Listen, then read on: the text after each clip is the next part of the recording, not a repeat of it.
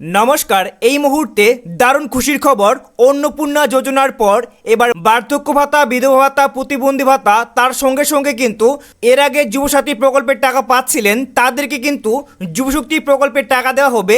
এই নিয়ে রাজ্যের মন্ত্রী দিলীপ ঘোষ কিন্তু স্পষ্টভাবে বিশাল বড় আপডেট দিয়েছে। কবে নাগাদ টাকা দেওয়া হবে এই সমস্ত প্রকল্পে, নতুন করে কি আবেদন করতে হবে নাকি আপনাদের ডাইরেক্ট টাকা ঢুকে যাবে, এই নিয়ে কিন্তু বিরাট বড় চাঞ্চল্যকর খবর রয়েছে। তো বন্ধুরা, যদি আপডেট জানতে চান এই সমস্ত প্রকল্প নিয়ে, বার্ধক্য ভাতা, বিধবা ভাতা, প্রতিবন্ধী ভাতা এবং যুবশক্তিটা আগে ছিল যুবসাথী, এবার কিন্তু নতুন সরকার পালা বদলের পর এবার যুবশক্তি হয়ে গেছে।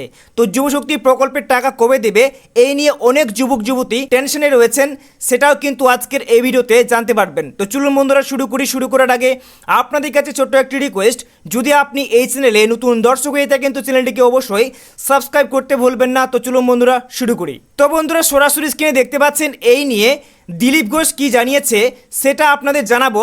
এখানে কিন্তু বিশাল বড় একটি আর্টিকেল প্রকাশিত করা হয়েছে, তার মাধ্যমেই কিন্তু আপনারা সব কিছু জানতে পারবেন, তাই শুরু থেকে শেষ পর্যন্ত দেখবেন, কেউ স্কিপ করবেন না।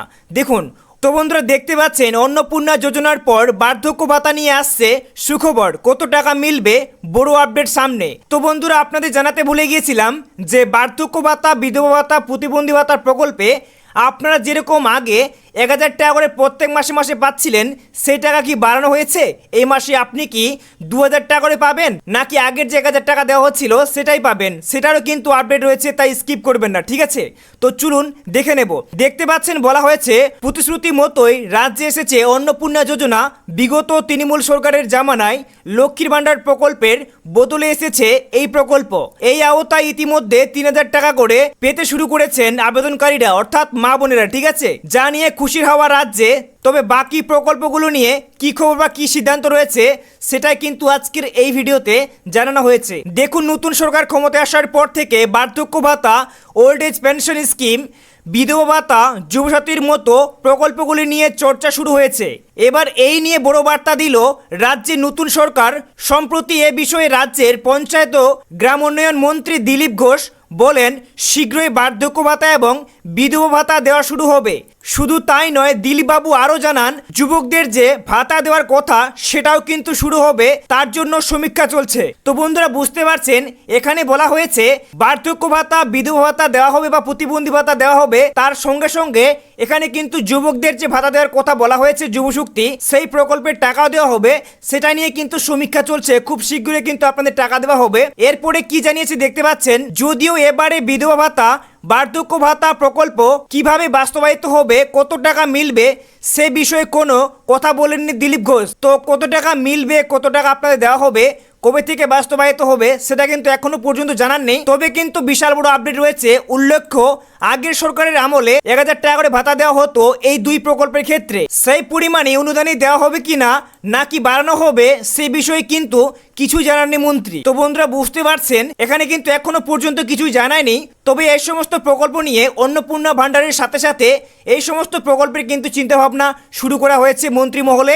তাই দেখতে পাচ্ছেন, উল্লেখ্য, পূর্ববর্তী সরকারের আমলে নির্দিষ্ট বয়স পার হলে লক্ষ্মীর ভাণ্ডার আওতায় থাকা মহিলাদের বার্ধক্য ভাতার সুবিধা পেতেন। 60 বছর বয়স হলে লক্ষ্মীর ভাণ্ডার প্রাপকরা বার্ধক্য ভাতার সুবিধা পেতেন। সম্প্রতি অগ্নিমিত্রা পাল জানিয়েছে, অন্নপূর্ণা যোজনার যারা উপভোক্তা হবেন তারা সকলেই 60 বছর বয়স পার হলে বার্ধক্য ভাতায় কিন্তু আওতায় চলে আসবেন। তো আগের যে সিস্টেমটি ছিল সেই সিস্টেমেই কিন্তু থাকবে।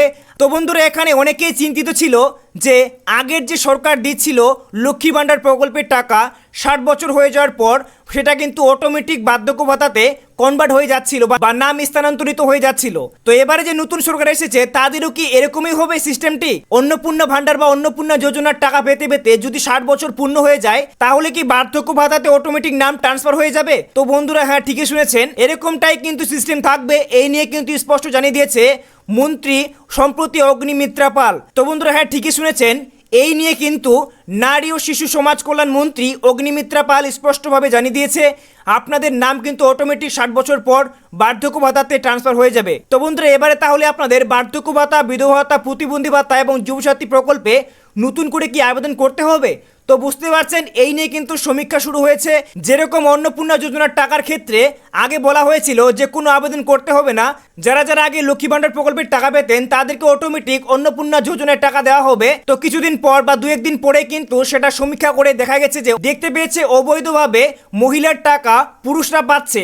সেক্ষেত্রে কিন্তু অন্নপূর্ণা যোজনায় নতুন করে আবেদন করতে বলা হয়েছে। তার জন্য কিন্তু নতুন করে অন্নপূর্ণা যোজনায় মহিলাদেরকে আবেদন করতে হচ্ছে, তারপরে কিন্তু তারা এই অন্নপূর্ণা যোজনার টাকা পাচ্ছে।